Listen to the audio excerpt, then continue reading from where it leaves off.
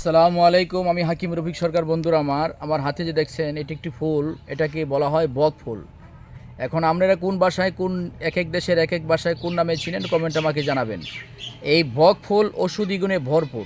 এই যে বক ফুলটা দেখছেন, এই বক ফুল যদি আপনি নিয়মিত খেতে পারেন, শুক্রাণু বৃদ্ধি হবে। আর শুক্রাণু বৃদ্ধি হলে আমরা পাওয়ার শক্তি, সর্ব শরীরের শক্তি বৃদ্ধি হবে এবং জোয়ানি মর্দামি ক্ষমতা বৃদ্ধি হবে। এই যে বকফুলটা দেখছেন, এই যে বকফুলটার ভিতরে এত গুণ ক্ষমতা, এত পুষ্টিগুণ রয়েছে। আপনি যেটা ভাজি করে খেতে পারেন, এই দেখেন, এটা ভাজি করে আপনি ভাতের সাথে খেতে পারেন এবং শুকায়ে গুঁড়া করে পাউডার করে খেতে পারেন। ইনশাল্লাহ আপনি কল্পনাই করতে পারবেন না আল্লাহ তাআলা এর ভিতরে এত গুণ ক্ষমতা রেখেছেন। এছাড়া এই বক ফুলের ভিতরে দেখেন আরও কিছু কিছু বীজ বীজ হয়ে থাকে। দেখেন, আপনি দেখছেন কি কখনো আমি জানি না। এই যে বক ফুলের বীজটা দেখেন, এখানে এই যে ফলটা দেখছেন, এই ফলের ভিতরে প্রচুর পরিমাণ বীজ আছে। এই বীজটা কালো কালো দানা দানা হয়।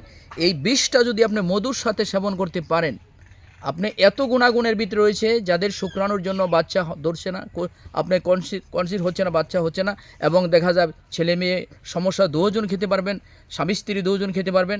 এটার বীজ মধুর সাথে খেতে পারলে ইনশাল্লাহ যাদের সন্তানাদি হচ্ছে না, তাদের জন্য ইনশাল্লাহ একটা চিকিৎসা এবং সুফলাফল আপনি পাবেন ইনশাল্লাহ। আর যারা আমার ভিডিওটা দেখছেন, যারা আমার পেজে দেখছেন, একটু শেয়ার করে দিবেন। আর যারা আমার ইউটিউব চ্যানেল সাবস্ক্রাইব করে রাখবেন, যাতে আপনার মাধ্যমে আরেক ভাই জানতে পারে, শিখতে পারে, বুঝতে পারে, তার জন্য উপকার হয়। আমি তো টাকা পয়সা নিচ্ছি না। এই বক ফুল আমাদের এলাকায় এটাকে বক ফুল বলা হয়। এখন আপনারা কোন ভাষায় চিনেন, কোন নামে চিনেন, আমাকে জানাবেন। এই বক ফুলের ভিতরে এত গুণ ক্ষমতা রয়েছে, আল্লাহ রহমতের মালিক, আপনি কল্পনাই করতে পারবেন না। এটা যদি এক সপ্তাহ খান, এক সপ্তাহ পরে আপনি শুক্রাণু পরীক্ষা করে দেখবেন কি পরিমাণ শুক্রাণু বৃদ্ধি হয়েছে, আপনি কল্পনাই করতে পারবেন। আল্লাহ রহমতের মালিক, আল্লাহর নিয়ামত, এই গাছের ভিতরে আল্লাহ এই ফুলটার ভিতরে এত গুণ ক্ষমতা রেখেছেন। ইনশাল্লাহ আপনি একটু খেয়ে দেখবেন, প্রমাণিত করবেন। আমি হাকিম রফিক সরকার, আমার 30 বছর অভিজ্ঞতা নিয়ে বলছি।